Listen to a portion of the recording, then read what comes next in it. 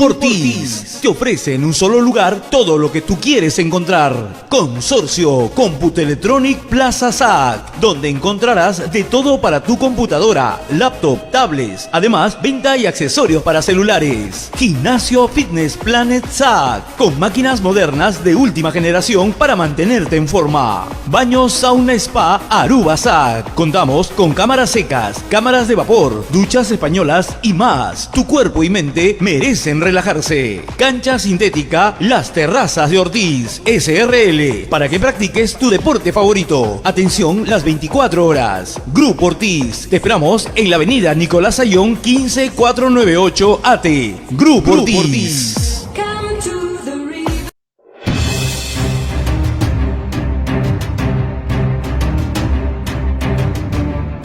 Porque ahora ya no existen fronteras y gracias a la tecnología podemos estar más cerca.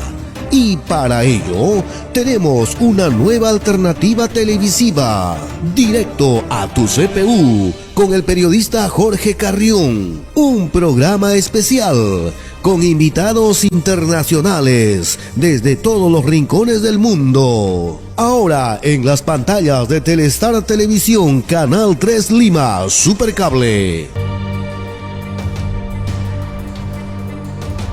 No se lo pierda.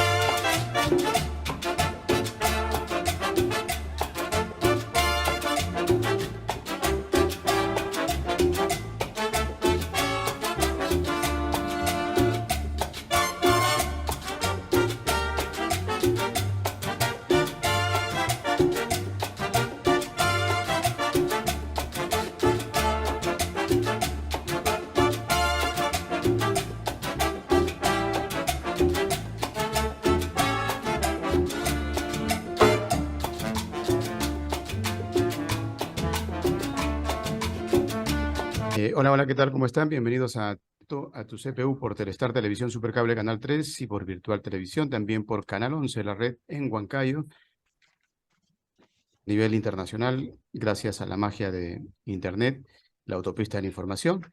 Y para hoy, pues como ya se acerca un poco nuevamente todos los protocolos concernientes al Bicentenario de la Independencia, ustedes saben que el 28 de julio de 1821, pues se proclama la independencia de Perú y abordamos el bicentenario, pero ya 2 años después, o sea, 202 años de aquella gesta independentista, que se sella más adelante en Ayacucho con Sucre y Bolívar en 1824.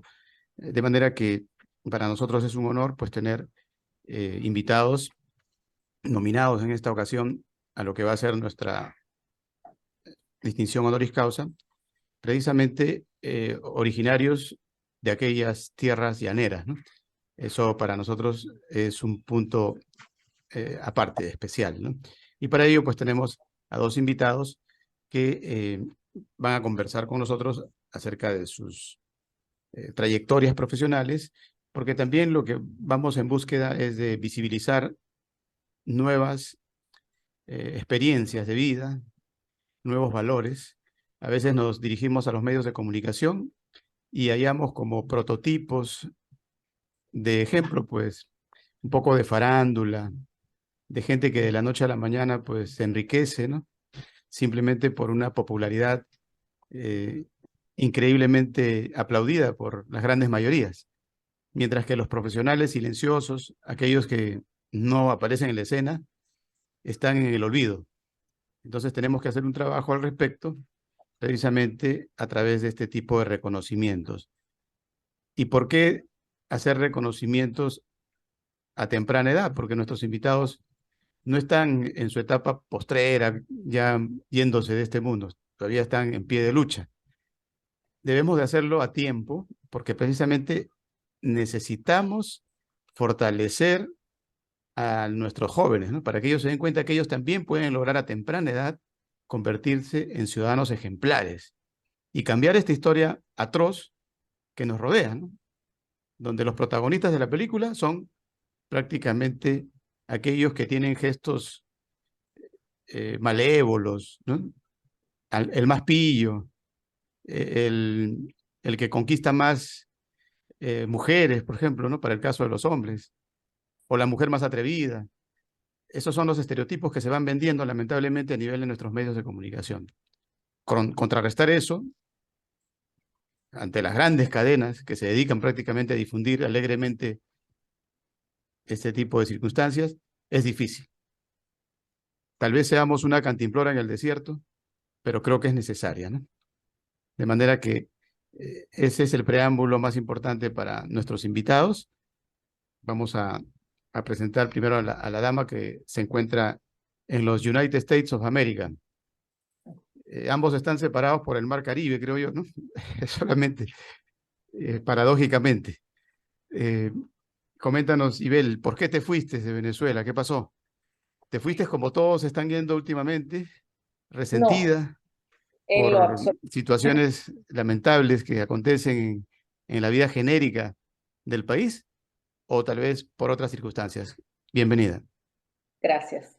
Realmente no vine a los Estados Unidos como lo ha hecho la mayoría de mis coterráneos, eh, buscando un asilo o buscando una mejor vida. Realmente lo hice por motivos familiares, contraje matrimonio, me contraje segundas nupcias y por eso me encuentro aquí. Aquí he hecho mi vida desde el año 2016 y aquí estamos, buscando nuevos horizontes, para servir a los demás, para ayudar, para colaborar. Soy de profesión abogado y me he dedicado aquí a la ayuda continua de los inmigrantes, al ayudar a regularizar sus estatus migratorios. Y eso me llena de una pasión absoluta. ¿No? ¿Y te casaste con el imperio o no? No, en lo absoluto. No. Acabo de regresar de Venezuela. Ah, ya, ya. Ya, ya, ya. No estoy casada con el imperio, no tengo deudas con el imperio, no Tu le esposo, debo al tu Estado. esposo no es gringo, entonces, tu esposo es venezolano. Venezolano. Ah, Ve- perfecto. Pero seguramente ya nos vas a comentar cuáles han sido los cambios y de qué manera podemos aleccionar un poco a nuestra gente respecto no solamente a las leyes, sino a la conducta, ¿no? Que a veces veíamos por ahí unos videos que nos faltan en las redes sociales, donde detienen a un muchacho venezolano y le preguntan, ¿no? Si había bebido y él dice que sí, pero solamente bebí un poco, le dicen. Pero la ley en Estados Unidos es simplemente que no puedes beber. Si vas a manejar, no puedes beber, ¿no? Y el muchacho no entendía y bueno, la sanción era esposarlo y detenerlo, ¿no? Ahí no hay vuelta atrás. Y creo que tenemos que respetar las leyes. Si no respetamos las leyes en los países donde vamos, pues lamentablemente en nuestros países somos folclóricos, ¿no? Y permitimos que este tipo de situaciones se den normalmente. De allí que a veces los accidentes son espeluznantes, ¿no? O sea, las muertes son atroces, precisamente porque permitimos todo eso, ¿no? El policía te para en Lima o en Caracas y hay manera de arreglarlo, ¿no? Como dicen, ¿cómo hacemos, jefe? Lo primero que te dice el afectado. Y el jefe, alegremente, pues tiene ya su estrategia, ¿no? Esa es la ley de Lampa que está rodeando nuestra justicia, nuestros hombres de ley en Latinoamérica. Pero tenemos a Efrén. Efrén parece que está dentro de lo que significa ya la parte de riesgo, ¿no? Lo que llama la atención es cómo hace un bombero para apagar un incendio en Venezuela. Si las noticias que hay, pues se ha llegado al extremo de que hay gente que buscaba agua creo que en la Plaza Altamira, ¿no? Pero no había agua. Si hay un incendio en ese momento, se quema la Plaza Altamira. ¿Qué pasó? ¿Cómo fue ese momento? ¿O todavía continúan estos estragos de falta de agua en Venezuela, Efraín? Sí, sí, muy buenos días, Jorge. Saludos de Venezuela. Sí, el tema calor, el tema de la sequía en Venezuela, eh, es un problema que acontece, por supuesto, cada año, ¿no? Con referente a lo que me acabas de decir sobre la falta de agua, gracias a Dios se está solventando con los sistemas, pues, que tenemos nosotros de abastecimiento de agua privado o cisternas de agua que nos ayudan, por supuesto, para contrarrestar todos estos eventos adversos. Igualmente, bueno, sabemos que Caracas es una ciudad muy congestionada, ¿no? El tiempo de respuesta que queremos dar, por el tráfico en sí, para que lleguen entonces las unidades, ¿no? Que tienen que ver, este, con, para la prestación de este servicio en las comunidades, bueno, se hace tardío la hora de la llegada como tal, pues. Aún así, sí, sabemos que hay una problemática en el sistema automotor y trabajando sobre eso, pues, para dar un buen tiempo de respuesta a la hora que pueda suceder un incendio como tal. Ajá, el problema es doble, ¿no? Porque no solamente falta agua, sino también falta combustible para que se transporten las unidades, por ejemplo, de auxilio, ¿no? Entonces, ¿cómo se maneja todo eso? Realmente debe ser una tragedia detrás de la tragedia, ¿no? Han habido casos en los cuales se ha tenido que simplemente aceptar de que se quemen los afectados porque no hay cómo auxiliarlos. Tú que has estado ahí o que estás ahí, ¿cómo se vive en esos momentos? Bueno, siempre hay una prioridad y una reserva. Acuérdate que las emergencias, ¿no? Que tienen que ver para la ayuda de las personas, tiene que ser de inmediato. Este, Gracias a Dios contamos entonces con el equipamiento para esas unidades, ¿no? Por el combustible, pero siempre hay unas reservas para nosotros, y estar a la hora, pues, a la hora que se nos indica para equipar esas unidades y puedan cumplir funciones tanto de riego o como para hacer las inspecciones debidas a cada instalaciones. Ujú. Bueno, de todas maneras resulta paradójico, ¿no? Que en un país que tiene tantas caídas de agua, ¿no? Creo que en América Latina el país que tiene más caídas de agua es Venezuela. O sea, la energía que tiene Venezuela no solamente es el petróleo, es una energía natural. Y sin embargo, nos encontramos ante esa paradoja, ¿no? Como Volver al Futuro. Creo que hay que hacer una película especial, ¿no? Porque no se entiende, no se comprende. Ibel, cuando llegas a los Estados Unidos, decíamos las leyes cómo cambian, ¿no? Por ejemplo, para el caso de este muchacho, que simplemente para él es normal, he bebido un poquito, dice, ¿no? Casi nada. ¿Cómo le explicarías tú a aquellos, no solamente venezolanos, ¿no? Latinos en general? El latino alegremente pues piensa que las leyes allá también se pueden subvertir. ¿Qué experiencias tienes al respecto? Tal como usted lo indicaba, este muchacho venezolano, por cierto, infringió la ley, pero eso es lo que hace la mayoría de la población latina, infringir la ley, porque así viene acostumbrado de nuestros países. Así venimos acostumbrados a infringir la ley, a creer que no nos pueden sancionar. Precisamente aquí los enseñamos, los hemos ido enseñando, o por lo menos yo trato de aportar mi grano de arena en ese sentido, indicándoles que no deben conducir sin licencia, porque ese es otro detalle, que conducen sin licencia porque en Venezuela lo hacían, en Perú lo hacían, en México lo pueden hacer, y conducen sin licencia, e ingieren alcohol antes de manejar, y son cosas precisamente que no debemos hacer. Es el ejemplo, es precisamente el modelo que no debemos copiar. Eso Ujú. tratamos de inculcárselo por lo menos a los que van a mi oficina, con quien conversamos, con quienes nos reunimos, con varios de los diferentes eventos que realizamos en el transcurso del año a través de Team Service Express o de la USDPA, que es la Asociación de Preparadores de Formas Migratorias. Hemos tratado de encajar en la sociedad y hacerlos adquirir conciencia, pero al final todo queda en la decisión de cada una de las personas involucradas.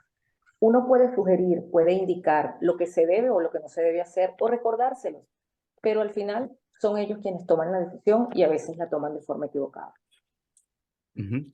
Se indica por ahí que en el estado de la Florida se ha agudizado la ley, ¿no? A partir del 1 de julio, creo, ya no van a poder ingresar tranquilamente los que se encuentren indocumentados y aquel que lo lleve incluso va a tener una sanción grave. Se comenta, se arguye que esta semana han dejado de asistir al trabajo cantidad de personas porque normalmente trabajaban en la construcción, por ejemplo, gente sin documentos o indocumentada. ¿Cómo ven ustedes, tú que estás allá adentro en el país, esa circunstancia? ¿Eso puede ser un modelo a copiar a nivel genérico en todos los estados? ¿Se viene un caos, tú crees, para la migración latina o en general para todos los migrantes indocumentados? Realmente desconozco las posturas políticas que pueden haber motivado esa decisión del gobernador de Santis, pero es una ley bien, bien fuerte en relación a los migrantes, porque precisamente ahí es donde yo diría que entra la doble moral, porque precisamente son esos trabajadores quienes construyen, quienes hacen el trabajo pesado y que en este momento o a partir del 1 de julio, a partir de mañana ya no van a poder circular, no van a tener libertad del libre tránsito, no van a poder ir a un hospital, no van a recibir atención médica, no van a tener derecho al trabajo, no van a hacer nada, pero estos migrantes también han estado así por más de 30 años. Estos migrantes me consta que pueden haber estado así por más de 30 años porque no hace tanto saqué a 2 o 3 personas de nacionalidad, de otra nacionalidad, que estaban en la sombra y los saqué a la luz, los saqué porque logramos ajustar sus estatus, logramos que hicieran algo distinto. Esta parte de la ley, de hecho, escuché en las noticias que el gobernador anunció que de ser presidente de la República, él implementaría esta misma política implementada en Florida, la implementaría en todo el territorio nacional, en todo Estados Unidos, y eso sería, yo creo que, yo no soy profeta de desastre, pero se pudiera predecir que a fines migratorios va a ser un caos. Ujú. Bueno, pero la mano de obra dependiente en los Estados Unidos es de afuera. Es un país de migrantes, ¿no? Creo que por ahí va a haber algún viraje. No creo que se atomice tanto, ¿no? Que sea pero sí es dura la ley, no puedes ni siquiera acudir a un hospital, porque quien te recibe en el hospital está en la obligación de recabar tus Mm, datos y demostrarlos al sistema. O sea, entonces, ¿de qué vamos a vivir? Un obrero que trabaja en la construcción corre todo el riesgo del mundo, desde no sé cuántos pies de altura, que pueda caer, una mm, lesión, un accidente laboral, claro. pero ¿quién lo va a atender? ¿Lo vamos a dejar morir? O sea, no entiendo. Todo esto raya un poco entre lo que es la ley y entre lo que es el derecho que tienen las personas como seres humanos. Claro, los derechos humanos, ¿no? Bien, a propósito de lo que comentas, y hablando de Estados Unidos y Venezuela, pues en el año 99 ocurrió la tragedia de Vargas y ahí estuvo nuestro hermano Efrén Hernández Montañez. Eh, Coméntanos un poco sobre ese fenómeno costero venezolano que recordamos una embarcación de ayuda humanitaria del gobierno de los Estados Unidos que llegó a la costa de La Guaira y no fue recibida por el entonces presidente Hugo Chávez Frías. Le dio una alegoría a la revolución y devolvió prácticamente todo aquello que había sido recaudado incluso por los propios venezolanos o latinos en los Estados Unidos, ¿no? En campañas humanitarias para ayudar a Venezuela. No era el gobierno americano el que estaba dando eso. Lo que el gobierno americano ponía era el barco de repente para transportar las cosas que se llevaban para ayudar a los venezolanos. Sin embargo, el presidente Chávez dijo no, y no llegó esa ayuda. ¿Qué pasó ahí? No sé si te enteraste tú, ya que estabas dentro de la tragedia. Efren, coméntanos algo. Sí, Jorge, ese diciembre de 1999, por casualidad, yo estaba de guardia, estaba de servicio y comenzaron las lluvias. Yo me encontraba en Caracas y sí, empezaron las inundaciones en la parroquia San Bernardino, me acuerdo yo, un sector de Caracas.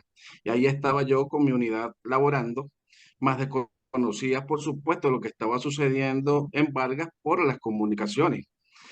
Eso fue un 15 de diciembre. Ya para el 16 de diciembre yo estuve en una avanzada con dirección al Aeropuerto Internacional de Maiquetía, La Guaira, donde por supuesto esta vaguada hizo los estragos como tal. Y resulta ser que sí, fui trasladado en helicóptero por helicópteros venezolanos hacia la zona de Caraballeda, la zona más emblemática para la evacuación y atención de lesionados. Pero como estaba en el sistema operativo, sí tuve la oportunidad de estar en las operaciones teletransportadas con eh, los helicópteros Chinook y los helicópteros tipo Black Hawk o Halcón Negro que llegaron al aeropuerto de Maiquetía. Entonces pude hacer una labor allí en la evacuación. O sea, estaba muy ligado al sistema operativo, problemas con las comunicaciones, pero sí, esa ayuda tanto de Estados Unidos como de México, me acuerdo yo, este, que se sectorizaron para el trabajo, pero sí hubo una manifestación allí del apoyo, por supuesto, ¿no? de extranjeros en nuestra República Bolivariana de Venezuela. Desconozco, ¿no? sobre lo que había llegado o lo que había en ese marco político allí, porque fue muy difícil estar allí esos 15 días, ¿no? trabajando internamente en un sector con mucha precaria situación. Ujú. Bueno, en aquel año estuvimos en los Estados Unidos entrevistando precisamente al cónsul de Venezuela en Nueva York, ¿no? Para preguntarle sobre esa ayuda, ¿no? Y él decía que efectivamente ese fin de semana se presentaban unos grupos musicales, incluso de varios países, para hacer una, una colecta, ¿no? de ayuda a Venezuela, ¿no? Toda la radio Guado de Nueva York se encargó de perifonear prácticamente lo que estaba pasando en Venezuela, ¿no? Recuerden que las redes sociales no estaban como ahora, ¿no? Que tenemos absolutamente más conexión. Recién se estaba comenzando de repente este tipo de comunicación instantánea a través de las redes sociales. Entonces las radios eran más fluidas, ¿no? En este caso la radio latina, Radio Guado, en los Estados Unidos se encargó de difundir, ¿no? La noticia de la tragedia de Vargas, de Venezuela, y se lograron conseguir cantidades, no sé, llenó un barco de víveres y de ayuda para Venezuela. Sin embargo, lo que llama la atención es que al final el barco rebotó, no fue aceptado, ¿no? Ese es el gran absurdo que se dio en una tragedia tan lamentable como la que recordamos del año 99. Coméntanos, también estuviste en Arequipa, acá en Perú, conoces Perú, entonces, en ocasión de una intervención por una catástrofe. ¿Cuál fue la catástrofe en la que estuviste, Efrén? Bueno, estuve haciendo un curso o formación de capacitación con los Ah, Bomberos Unidos Sin Fronteras de España en la ciudad de Arequipa, Perú. ujú. La Allí Ciudad Blanca, estuve un mes, la Ciudad Blanca, ¿no? este, sí, la Ciudad Blanca. Conocí El bueno, Misti. maravillado, primera vez que veía un volcán, maravillado, el volcán Misti, creo que me acuerdo para Claro, el ese Misti. 2008. Este, este fue un iberoamericano y estuvieron los países de México, Nicaragua, Honduras, Bolivia, Quito, Ecuador, Chile, Perú, en un compartir de intervenciones en grandes catástrofes. Y fui el único representante por Venezuela en llegar a Arequipa, Perú, para esa capacitación. Y resulta ser que en el año 2010, y por esa herramienta de la capacitación, voy al primer terremoto, en el 2010, que es el terremoto de Puerto Príncipe, Perú. Mm, Y es importante señalar que fuimos la primera avanzada en llegar a ese terremoto, primera catástrofe que intervenía con mi grupo de trabajo. Gracias a la herramienta y gracias por ese curso que se dio en el Perú, pude entonces este, solventar muchas situaciones, entre ellas el primer rescate efectivo lo hizo Venezuela, de 54 países que estaban dando apoyo, fuimos nosotros en dar ese mensaje, pues, ¿no? mm. De haber rescatado a 3 ciudadanos bajo los escombros. Y por supuesto, primera vez bajo los escombros y el miedo, como yo siempre lo he dicho, el miedo es libre, pues. Simplemente, ¿no? Es brindar ese soporte médico, ese soporte psicológico bajo los escombros, poder rescatar personas en el menor tiempo posible, personas vivas. También le damos el soporte a las personas que también han fallecido porque no tenemos distinción de color, de raza, y respetando, por supuesto, el derecho a la vida. Bien, bien. Bueno, luego te vamos a pedir que nos des algunas recomendaciones, porque por ahí se anuncia situaciones difíciles con el fenómeno del niño. No sé si has leído al respecto y a ver de qué manera pues nos puedes dar algunos tips, algunos datos, ¿no? En especial a nuestras amas de casa que son muy nerviosas, en general a la población. Ibel, ya en el plano de en la parte decíamos, de las leyes, ¿no? Que van variando. ¿Qué les recomendarías actualmente, por ejemplo? Siempre todavía está el, el peregrinaje, ¿no? Si nos ubicamos en este momento en Tijuana, es probable que hayan miles de venezolanos, aparte de los salvadoreños, de los hondureños, de los demás países. Pero principalmente el protagonista de la película de los últimos tiempos, pues es Venezuela. Ya se anuncia por ahí, los mismos jefes de migraciones, los americanos incluso dicen, ¿no? No les recomendamos que continúen haciendo lo que están haciendo. Lo más lógico es que creo que se ha activado una especie de programa, ¿no? Donde un app, ¿no? Tienes que bajarte el app, llenar los datos y de esa manera, pues, puedes tener la opción de ser al menos escuchado, ¿no? Para ver si efectivamente dices la verdad. Y si ellos detectan que alguna mentira, pues inmediatamente te votan igual, ¿no? En el caso de aquellos que piensan que esto no es así, ¿qué les dirías? Porque es una información oficial, ¿no? O sea, hay que bajar esa app y olvídate de estar cruzando a lo loco, ¿ya? No vas a poder ingresar, no vas a ser aceptado estando allá incluso. ¿Qué les dirías, Ibel? Precisamente es la aplicación CBP One o CBP One, en perfecto español, CBP1, donde toda aquella persona que quiera ingresar desde el 12 de mayo en adelante hasta la fecha, y seguirá no sé hasta cuándo, hasta que siga vigente el título 8, tiene que abrir esa aplicación y pasar a solicitar una cita para poder ingresar a territorio americano. Cuando le llega el día de su cita, esta persona ingresa, el oficial le entrevista y decide, ¿no? En ese momento se le hace una entrevista de miedo creíble, lo que se ha llamado hasta el momento es realmente una entrevista no oficial, pero la hace un funcionario. Este funcionario decide si esa persona ingresa o no. Aún cuando le den el ingreso, le dan el ingreso bajo una forma muy, muy restringida. Ingresan y prácticamente al mes o a los 2 meses ya tienen fijada su corte de inmigración ante el juez para que presente su caso de asilo y el motivo y defienda el motivo por el cual que lo trajo a Estados Unidos. Tienes que tener realmente una excelente defensa, tienen que contar, no pueden mentir, no se debe mentir, se debe decir la verdad, se debe decir por qué emigré, por qué lo estoy haciendo, por razones económicas, por razones políticas. Realmente se entiende que es por razones políticas, porque de esas razones tenemos muchas, pero no podemos tomarlas como ciertas. Realmente, la mayoría lo está haciendo realmente por razones sociales, por razones económicas, y no por razones políticas, porque como se sabe en Venezuela la situación política ha bajado. Ha bajado considerablemente todas aquellas situaciones que se vivieron desde el 2014 al 2017, 2019.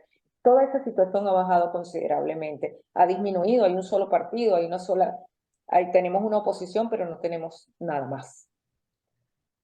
Esas personas deberían ingresar con esa aplicación. Estas personas, de 10.000 personas que entraban al día, ya se ha bajado, en el 10 de mayo a la fecha, ha bajado según la estadística proporcionada por el gobierno del Departamento de Seguridad, han bajado de 2.000 a 3.500 personas diarias.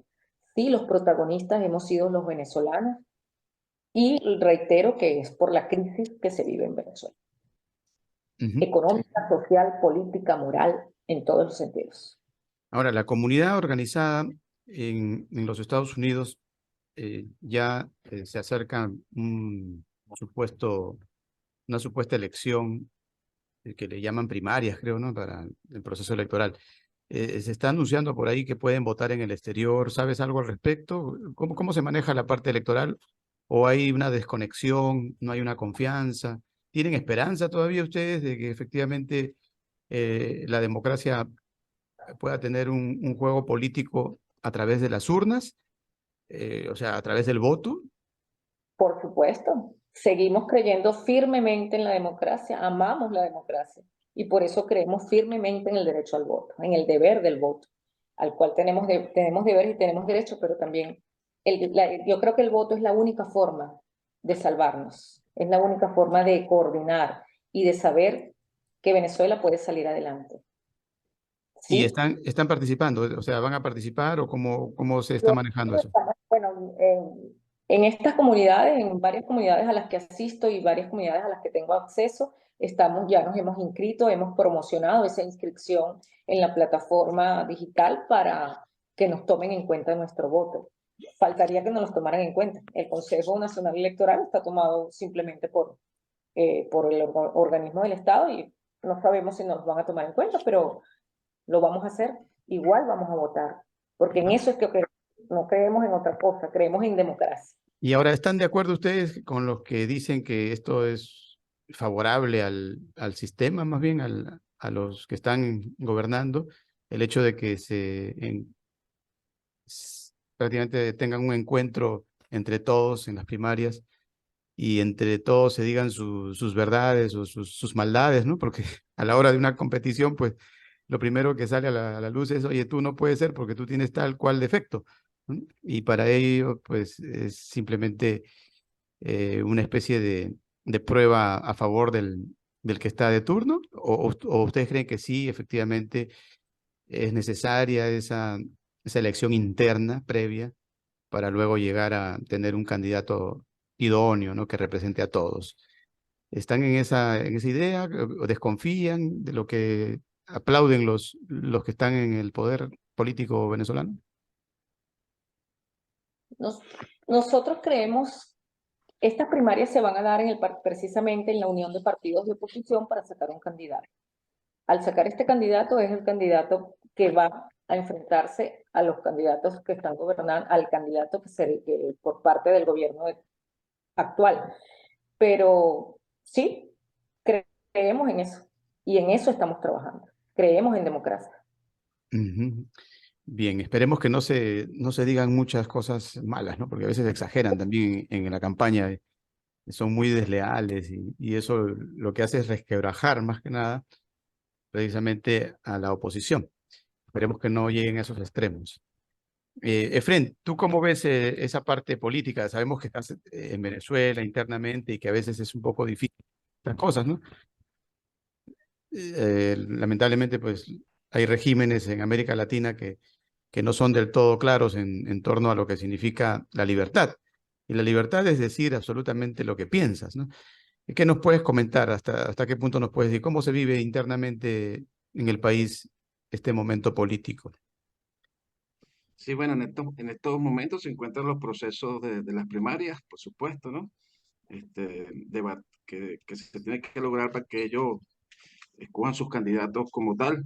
Este, sí, en estas situaciones que se están viendo, y bueno, que inundan las redes sociales, por supuesto, de la información, es que yo pienso que deben de consolidarse, pues, deben de llegar, oye, a esa unión, este, para que se tomen buenas decisiones para un país que lo necesita como tal. Este, yo pienso que debe existir allí también el amor el amor hacia el prójimo, esas conductas que se deben reflejar a nivel político, es eso, pues, procurar entonces tener esa unión para todos nosotros y así enmarcarnos en una sociedad para bien, ¿no? Para seguir el camino en los sistemas educativos, en los sistemas de salud, en esos derechos que nos da a nosotros para ser cada día un buen ciudadano. Ujú. Y a propósito de amor, se comenta mucho de María Corina Machado. ¿Hay un amor ahí verdadero con María Corina? ¿Es verdad que ella tiene bastantes adeptos? ¿Y es verdad también que la quieren quitar prácticamente del proceso electoral? ¿Qué has leído al respecto? ¿Qué Eh, has eh, escuchado? bueno, cuando hablo de amor es el amor de todos los venezolanos, ¿no? Este, el amor al prójimo, como dice la escritura sagrada de la Biblia, ¿no? Muy creyente en esa parte. Este, sí, en esos debates, por supuesto, es entre en esos sectores, pues, que asuman sus responsabilidades, este, eh, y que vean, pues, una Venezuela de progreso, una Venezuela, este, como se dice, sin guerras, pues, ¿no? Este, y eso es lo que yo puedo manifestar, pues, Ujú. este, la unión entre todos los venezolanos. Ahora, en tu profesión se dice que es un apostolado, incluso ad honorem, ¿no? El hecho de ser bombero. Pero sin embargo, ustedes tienen beneficios económicos. ¿Cómo anda desde el punto de vista de la parte legal, ¿no? Que ha progresado, creo yo, ¿no? Pero en un inicio, por ejemplo, acá en Perú, prácticamente era un apostolado y simplemente pues no recibía ningún tipo de beneficio económico, un bombero. Para el caso de ustedes, coméntanos cómo ha progresado eso, qué beneficios tienen ustedes, qué amparo de ley, no sé. Bueno, es importante señalar que eh, la mayoría de bomberos trabajan por guardias, ¿no? Deben de cumplir entonces 24 horas de guardias por 48 libres. Es un sistema de horario flexible y hay otros que pueden trabajar 7 por 7, ¿no? 7 días de guardia por 7 por 7 por 14, 7 días de guardia por 14 días libres. Entonces podemos buscar la manera, por supuesto, de tener, ¿no? Otras ventajas en trabajo, ¿no? Que marca mucho, por supuesto, en la atención médica, en la parte de seguridad laboral. Entonces, hemos tenido eso. De los beneficios, por supuesto, bueno, cada día, en verdad, este, se compromete la institución, ¿no? Cuerpo de Bomberos de Caracas a buscar las mejoras salariales para cada efectivo. Este, y en eso estamos, pues cada día nosotros debemos de estar muy pendientes de todo lo que pueda haber en el marco de presupuesto, ¿no? Para, para nosotros poder entonces seguir avanzando.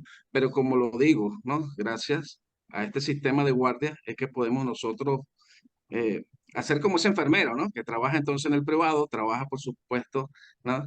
En 2 hospitales más y se distribuye a través de esa carga horaria dependiendo de las guardias que le correspondan.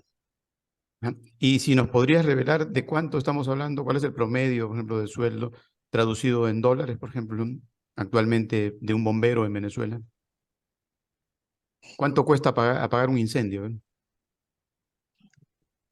Oye, sí, de costos, ¿no? De costos, este, sabemos que todo tiene una inversión, ¿no? Y todo Ujú, tiene un gasto, por supuesto, en recursos humanos, logísticos y todo eso. Este, debe estar en promedio, bueno, va a depender, por supuesto, ¿no?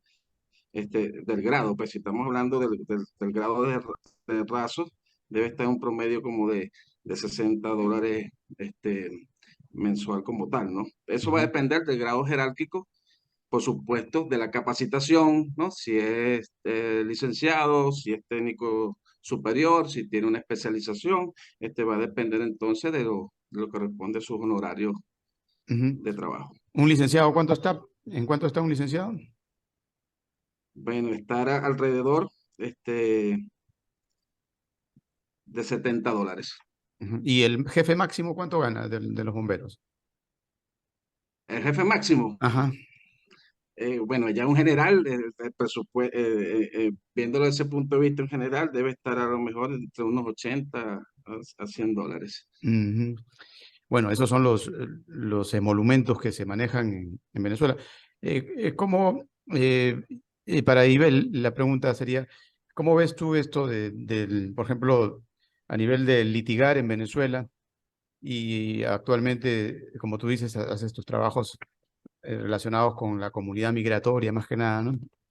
Eh, ¿Ha cambiado mucho tu vida en cuanto, por ejemplo, a lo que podías tener como ingreso en Venezuela y lo que tienes en los Estados Unidos?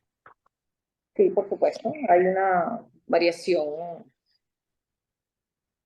bien considerable, muy, muy considerable. Soy jubilada de la Universidad Central de Venezuela, a la cual le brindé 25 años de servicio y mi pensión de jubilación está en el promedio de lo que señalaba Efren, Ender, Efren. Efren. Ujú, Ese más o menos es el monto y por supuesto es una cantidad que recibo mensualmente a diferencia de lo que recibo actualmente en los Estados Unidos. Yo sí tengo una cantidad muy distinta, manejo unas cantidades muy diferentes a esa precisamente que es el monto de mi pensión de jubilación por haberle prestado servicio al Estado por 25 años. Diría que por más, por 28 exacto. Pero sí hay ese monto no alcanza ni siquiera para la canasta básica. Esa es la realidad. Esa Sí. es la realidad. Después de trabajar tanto, de brindarle toda tu vida a una institución pública, como lo está haciendo mucha gente en este momento, que te paguen 30, 50, 70 dólares como concepto de jubilación. Por ejemplo, en mi caso, yo me jubilo con el rango más alto del sector profesional, rango 5, grado 5. Entonces, ¿de qué estamos hablando? Estamos hablando de nada. O sea, pero sí valió la pena el esfuerzo. Que ahora no sea bien retribuido es otra cosa, pero valió la pena el esfuerzo, valió la pena la formación, valió la pena el tiempo que pasé en la Universidad Central de Venezuela. Fueron tiempos de experiencia, fueron tiempos de aprendizaje. Ujú. Sí, bueno, lo lamentable es que la diferencia, pues, a nivel de América Latina, creo que Venezuela está bastante rezagada, ¿no? Está al nivel de Argentina, más o menos, ¿no? Por ahí van. La agudización de Argentina también se ha depreciado el sueldo de los trabajadores, de los profesionales y deja mucho que desear. Y no son coincidencias. El manejo de ambos países, pues es un manejo un poco eh, reñido con lo que significa la tecnología actual, incluso, ¿no? Reñido con una democracia abierta y plena. Y eso ocasiona, pues, que haya una especie de, dicen ellos, sabotaje, ¿no? Que el imperio es el culpable, pero creemos que al margen de esas afirmaciones simplemente que buscan justificar lo injustificable, se trata simplemente de una especie de callejón sin salida que cada uno se plantea, ¿no? Es como cuando tienes tu familia y tienes tus hijos, pues si no quieres progresar, depende de ti nada más, no depende tú del vecino, ¿no? Entonces, parece que hay algo ahí una patología que se tiene que tratar en torno a algunos países de América Latina y dentro de ellos, lamentablemente, Venezuela todavía es la encrucijada del análisis para todos los que queremos que Venezuela vuelva a reverdecer sus laureles. Por ejemplo, cuando uno lee, ya que estás en la parte legal, eh, en tiempos anteriores, pues se veía como algo normal que un presidente llegue a ser incluso llamado a derecho o, o que entre en pleno ejercicio del poder, incluso en proceso judicial, ¿no? Como el caso de Carlos Andrés Pérez. Y para aquel momento, sin embargo, había un poco de gente que adversaba aquel momento, ¿no? Y decían, oye, no, o decían más bien que estaba bien. Y más adelante, pues se han dado cuenta de que la ley es así, ¿no? La ley tiene que ser invariable. Por ejemplo, por acá por Perú, en pleno ejercicio del poder, prácticamente se ha llegado al encarcelamiento del último presidente, ¿no?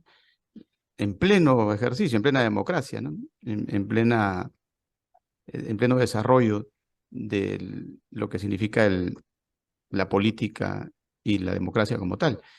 En Venezuela se ha perdido eso. Eh, Creemos que el último ejemplo de que habían ese tipo de licencias, ¿no? De poder llegar incluso al hombre más poderoso de Venezuela, llevarlo a capítulo o llamarlo a capítulo, pues se dio con Carlos Andrés Pérez, ¿no? Y no pasó nada, porque realmente así tiene que ser, ¿no? El hombre que entra de repente en algún viraje nocivo para la salud política del país, debería de ser llamado a capítulo en pleno desarrollo de su ejercicio. Eso ya varió. ¿Cómo lo analizas tú, Ibel?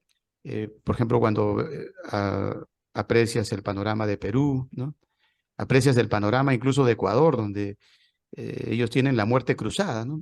Y el presidente de un plumazo, amparándose en algo jurídicamente aceptado por la Constitución ecuatoriana, pues simplemente convoca elecciones y cierra el Congreso, ¿no? Eh, esos ejemplos que te pongo, ¿cómo los ves? Siempre, bueno, con la mirada puesta en Venezuela, ¿no? Claro, Carlos Andrés Pérez fue efectivamente llevado a un proceso judicial por, si mal no recuerdo, por una desviación de fondos, por un barco que regaló a Bolivia y por varias otras cosas, una compra de unos jeeps, unas camionetas jeep, algo así. Sí fue el último presidente en ser llevado a juicio, en ser pasado a un proceso judicial. Sin embargo, eso está estipulado en la Constitución Nacional. ¿Qué ha sucedido últimamente?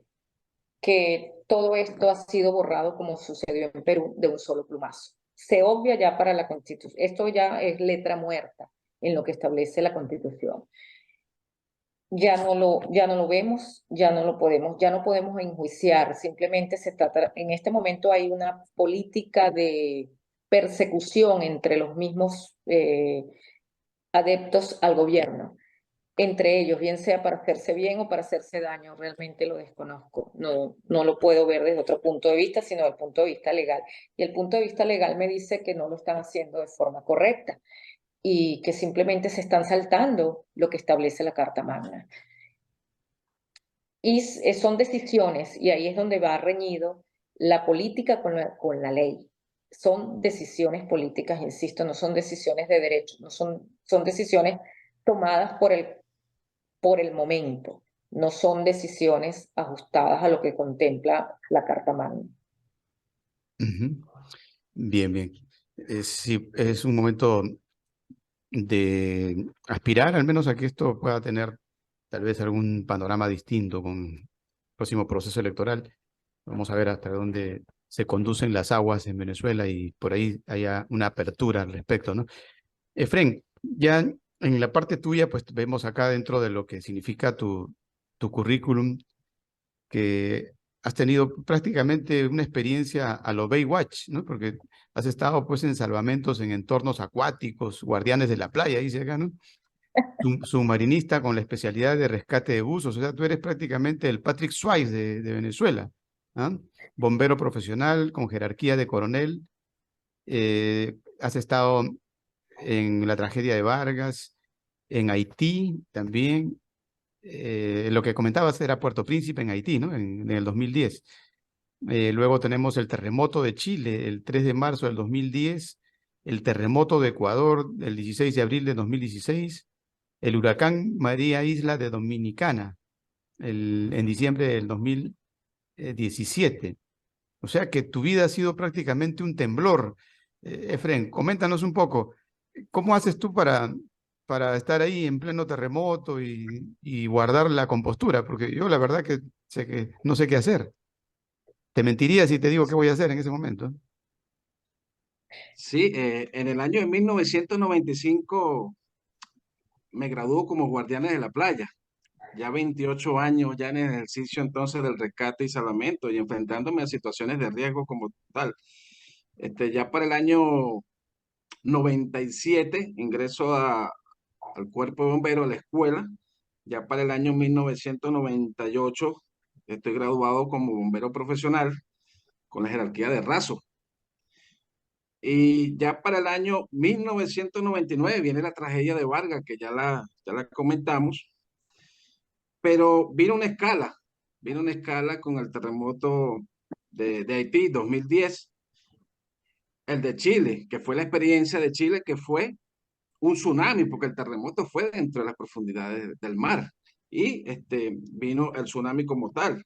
Después vino el terremoto de Ecuador y vino el huracán en las islas de Dominica, en el Caribe como tal. 98% quedó esa isla devastada. Yo pienso que el llevar el liderazgo es parte de una gracia divina, un don, porque mientras que las personas están saliendo del evento, ¿no? De la emergencia, nosotros estamos entrando para solventar entonces dichas emergencias que tienen que ver con las personas. Yo pienso que la base de todo es la preparación, es base de la formación, es base de esas vivencias que han tenido nuestros jefes, por supuesto, ¿no? La vivencia del día a día, en ese hablar y en ese escuchar y entender que hay situaciones extremas y difíciles que arriesgan la vida. Bueno, Dios nos ha dado ese don de dar nuestras vidas por otros.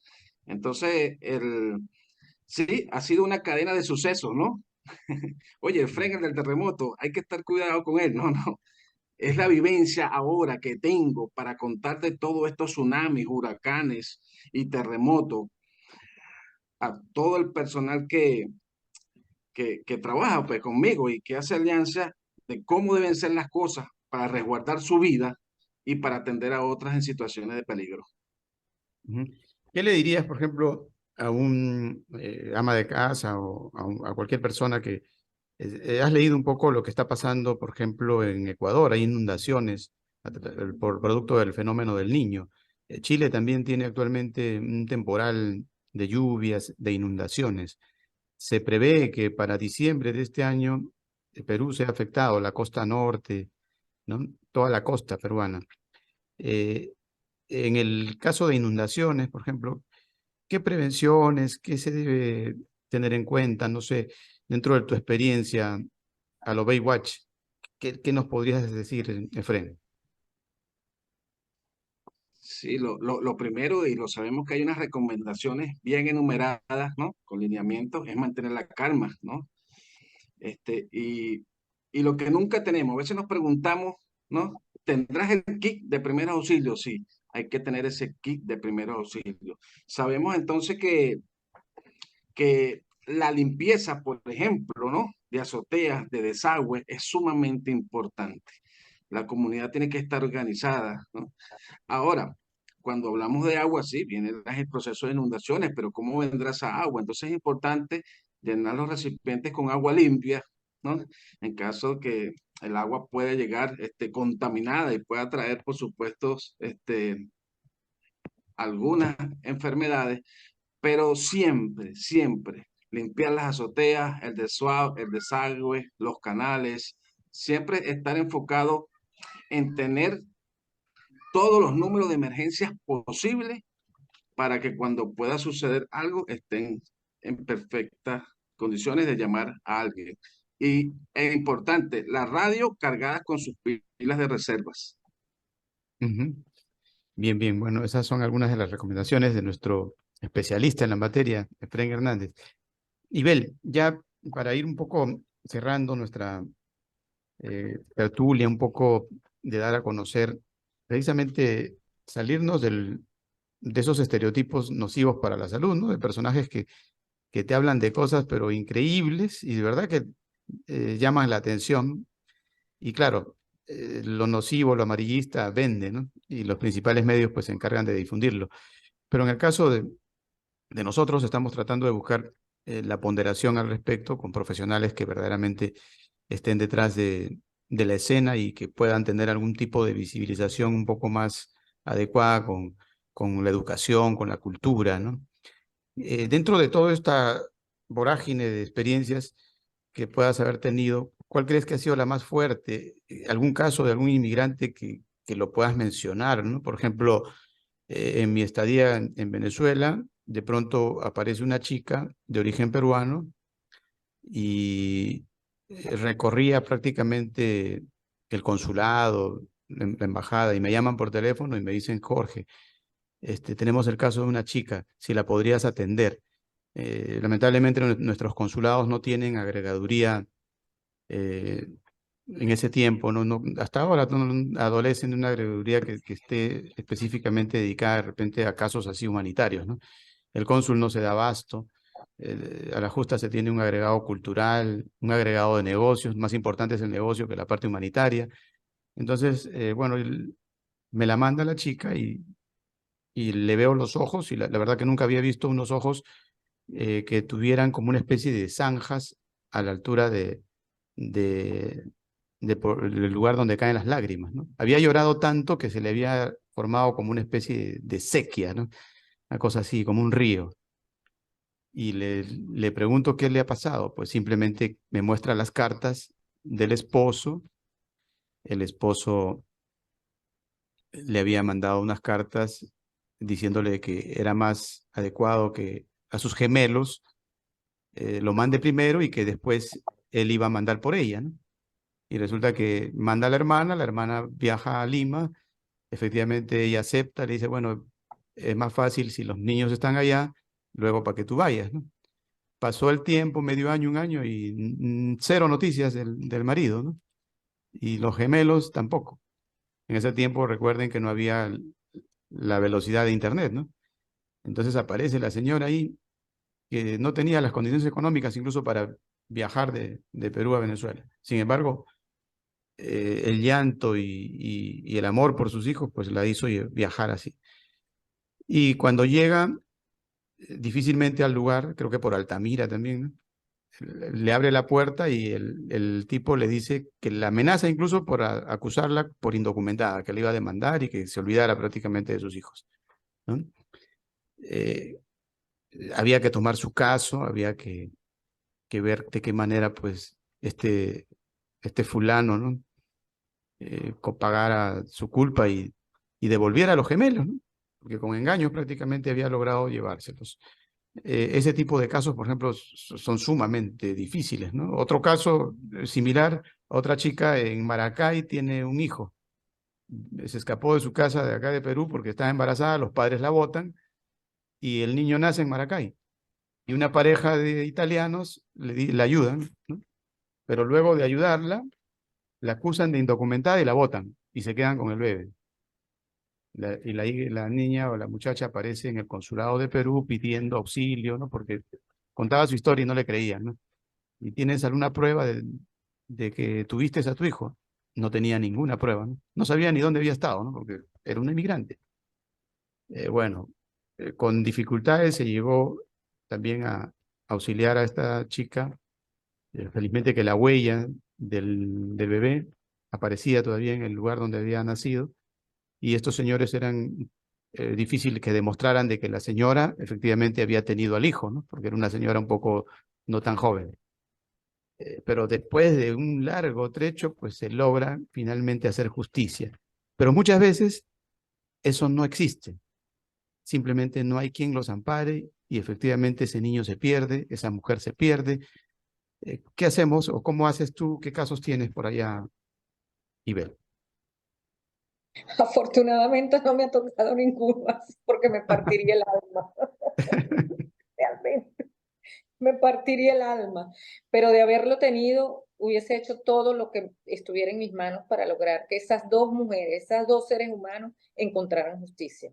Y más con ese tipo de actuaciones, esas afrentas que le hicieron esos maridos, esas afrentas que le hace un desconocido. Eso sí hubiese tenido la oportunidad de que me hubiesen tocado, me los hubiesen asignado a mí y lo logro. Estoy Ujú, segura.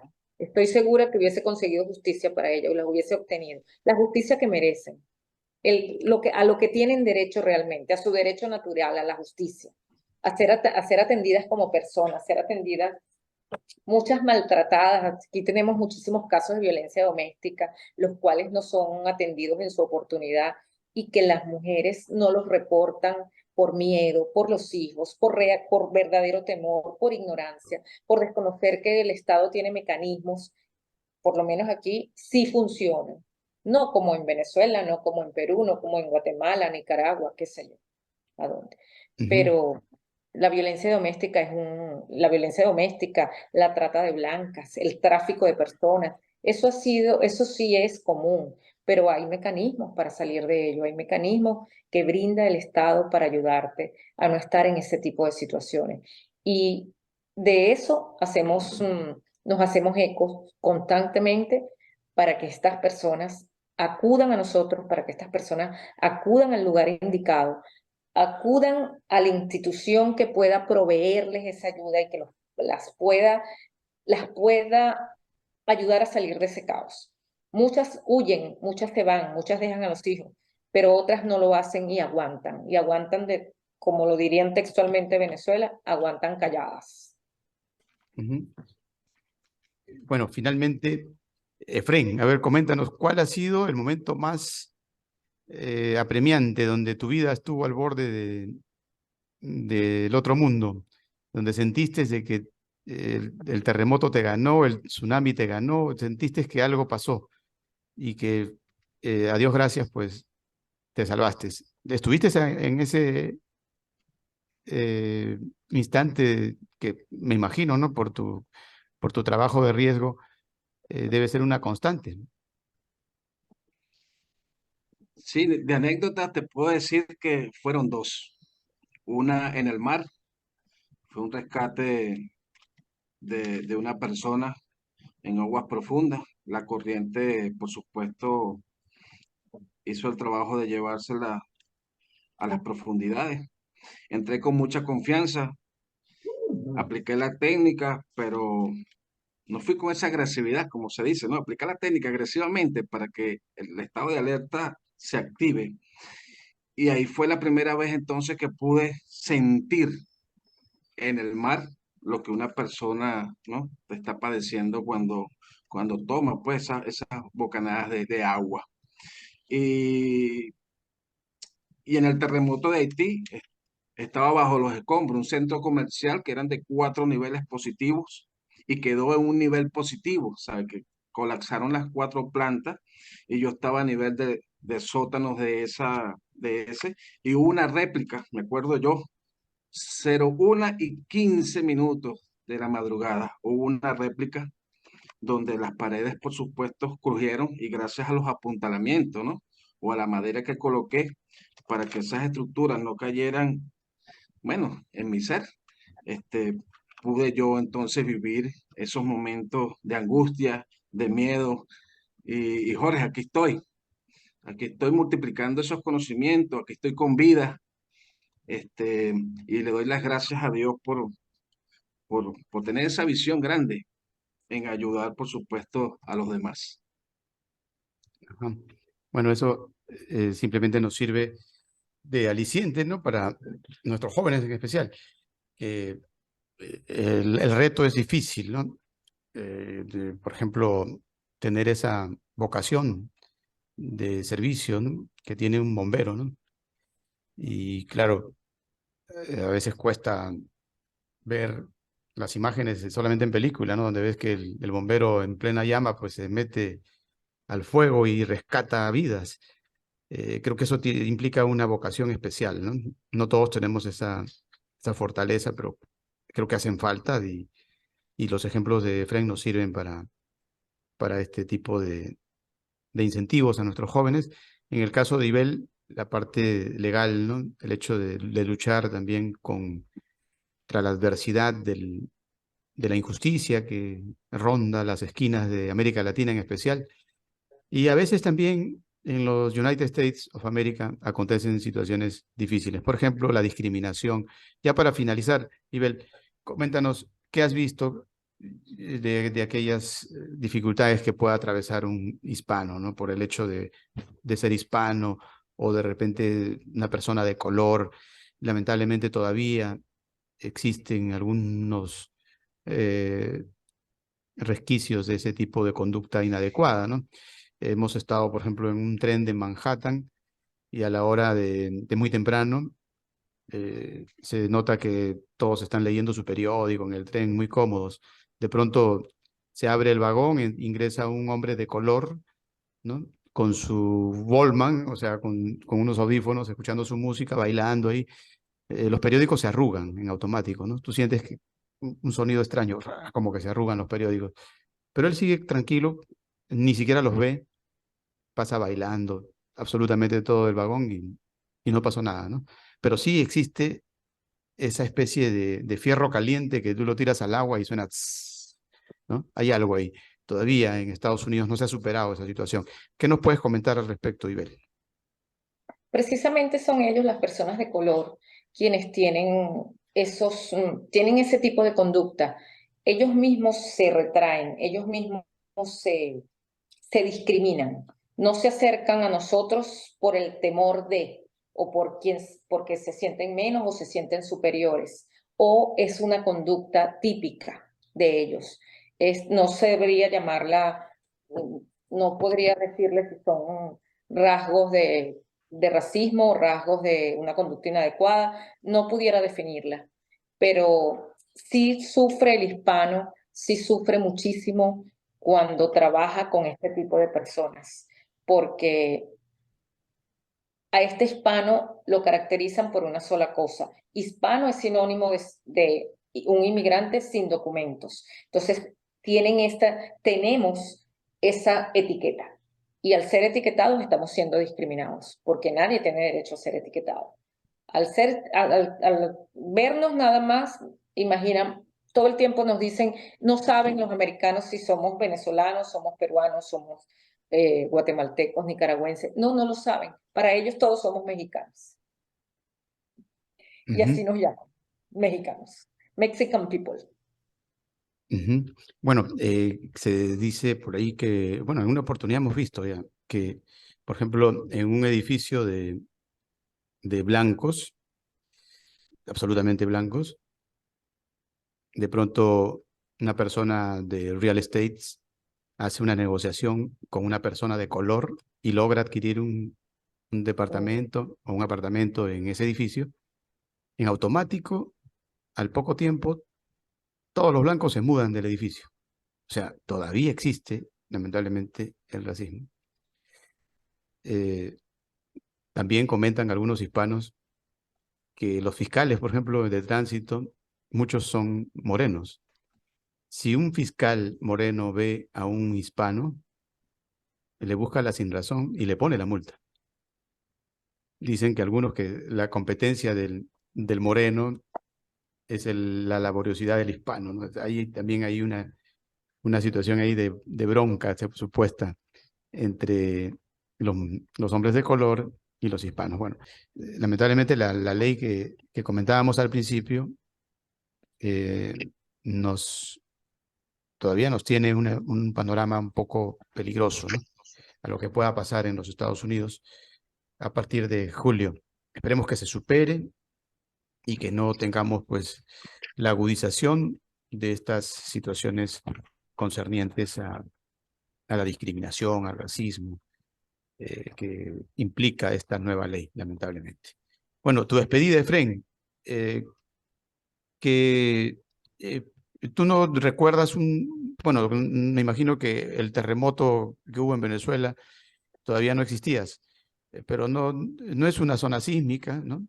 Quizás alguna especie de repetición de lo que fue la tragedia de Vargas sí es más probable que acontezca en Venezuela, ¿no? Normalmente los terremotos no son los protagonistas ¿qué nos podrías decir ya para finalizar? A manera de calmar a la población, no alarmarla, Efraín. Sí, me acuerdo del terremoto de Cariaco, estado Sucre. Ah, Me ya, ya. acuerdo yo que fue ¿Qué año fue? afectado un colegio. ¿En qué año? Cariaco. ¿En qué año? ¿En qué año? eh, no me acuerdo porque no era bombero todavía. Ah, ya, ya. No me acuerdo. Ya, ¿Eh? ya. Como 1997, por allí. Ujú. No me acuerdo. Ya, ya, ya. Pero, pero lo que yo puedo, con toda esta experiencia, con toda esta vivencia que he tenido, para toda la población, es mantener la calma, es mantener la calma. Yo siempre he dicho que tener la información de enlace, esos números telefónicos, por supuesto, del primo, del amigo, ¿no? De las salas de emergencia, hay que tenerlo a la mano. Sabemos que, bueno, vienen los procesos de lluvia, pero no sabemos entonces qué cantidad para que vea tanto la tendencia a lo que pueda ser un desastre mayor. Pero siempre pensando en positivo, siempre pensando en el día a día de que Dios no va a dar un buen clima, Dios no va a dar este, muchos días por vivir, pues, ¿no? En estas situaciones, este, para no alarmar a la gente, porque hablamos de cambios climáticos, y cambios climáticos, y cambios climáticos, pero ahí entonces la tendencia al miedo, es la tendencia al estrés, y no podemos vivir como ciudadanos en tantas situaciones o alarmas o alarmistas que nos pueden dar un camino erróneo a no tener una respuesta segura cuando sucede un evento. Bien, bien, Efraín, gracias por tus consejos. Vamos a despedirnos entonces. Bueno, recuerden, amigos, todo esto ha sido gracias a Telestar Televisión Supercable, Canal 3 y también Virtual Televisión en la ciudad de Huancayo, Canal 11, La Red. Recuerden que nuestros invitados son nominados a la distinción honoris causa 2023, próximamente a desarrollarse aquí en la ciudad de Lima. Que todo sea felicidad y que el principal incendio que se apague pues sea el político en la hermana República de Venezuela. Gracias, Sibel. Gracias, Efrén. Chao, chao.